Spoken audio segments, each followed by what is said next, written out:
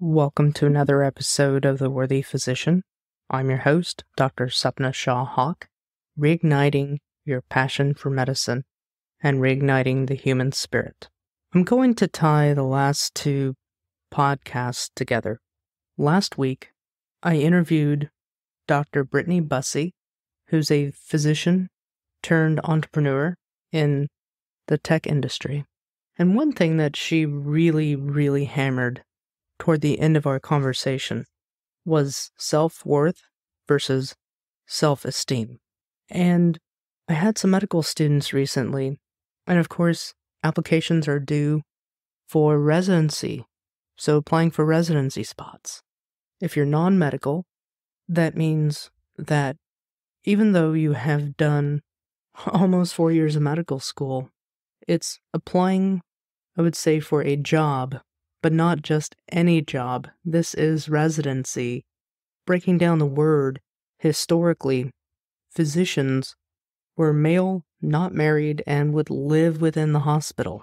So, thus the word residence or residency. This is where you pick the specialty of medicine that you're going to dedicate, theoretically, the rest of your life to working in that one field. So, it is not just applying for a job, it is applying really for the rest of your life. Or so that it seems. And why do I bring this up? Because there is so much stress with the rigor of the application, of getting letters of recommendation from individuals, physicians that you've rotated with in the past. And those things are out of your control as to when they turn those letters in. There's a timeline, so it is time sensitive. And as the clock starts ticking and that countdown begins and you don't have that letter in, or you don't have your personal statement done, it becomes nerve-wracking. It really consumes all your energy because there is so much at stake. There is so much at stake. Not to mention, it is quite expensive on top of the expense of already attending medical school. Remember, during medical school, unless you're working during medical school, and that's very rare, a lot of debt is accumulated. So this is even more debt. And in some specialties, you have to apply to double-digit programs. But what I really saw was something that made me stop and think. Going back to Dr. Bussey's point, in medical school and in residency, we're taught and we're told, well, you can be replaced. Well, you're here, so many other people applied and got into medical school, so what about it? And and like she said, we really need to realize our self-worth. Now, self-worth and self-esteem are two terms that I think are tossed around and used interchangeably, but it's not really until I had that discussion with Dr. Bussey that I stopped and paused and read more. And if you look at it, they're actually quite different. Now, they can be intertwined, but self-worth is deeper. It is intrinsic. It is within the individual. It is within me. So, my self-worth is what I think about myself. What I think about myself outside of skills, achievements, circumstances. These are my core beliefs.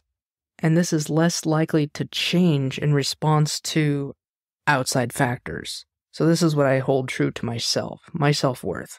Self-esteem is descriptive of thoughts and feelings about myself, many times based on judgment and thoughts, actions, circumstances happening within the moment. So the self-esteem can go up and down, but the self-worth stays true. So the self-esteem can be increased, decreased, many times based on outside circumstances, whereas self-worth is what I hold myself to believe, my worth, my emotional mental well-being, regardless, my core beliefs, regardless of my accolades. So take away the title physician. What is my self-worth? Add the title physician. It may or may not have a good effect on self-esteem.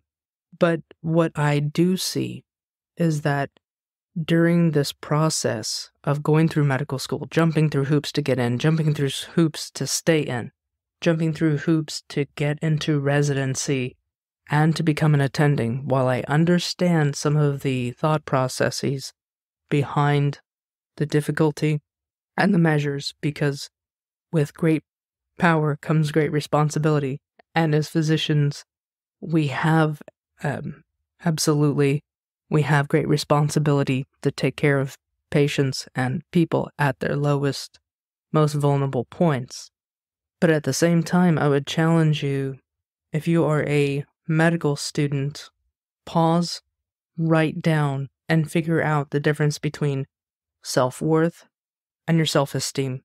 If you are a resident, do the same. Even if you are mid-career or at the end of your career, because it's important that you identify your core values, identify your self-worth. And when you feel like you have hit the mountaintop, and when you feel that you have hit the valley, hold on to your self-worth, regardless of where your self-esteem goes. Because by holding on to your worth, you are inherently worthy. You are inherently worthy of love, self-love, happiness. By holding on to your core beliefs, you can pull that internal energy. And when you think that you have nothing left to give, you can pull from within yourself. You're resourceful. You know what you need. Start planning a roadmap to take that next step, whatever that next step may be. It might be applying to residency. It might be a career shift. It might be cutting back. But whatever that looks like, I wish you the best. Stay true to your self-worth, not just of monetary value, but in every area possible. Mental, physical, psychological, emotional, spiritual. We are complex beings. Do not lose sight of yourself in all the craziness life brings. If you have found this episode helpful, like, subscribe, share it with a friend, because we can all use camaraderie.